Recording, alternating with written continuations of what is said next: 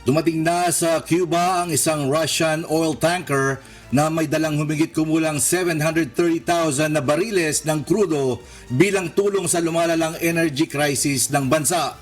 Pinayagan ni US President Donald Trump ang pagpasok ng tanker sa kabila ng umiiral na oil blockade upang matugunan ang kakulangan sa supply ng enerhiya sa Cuba.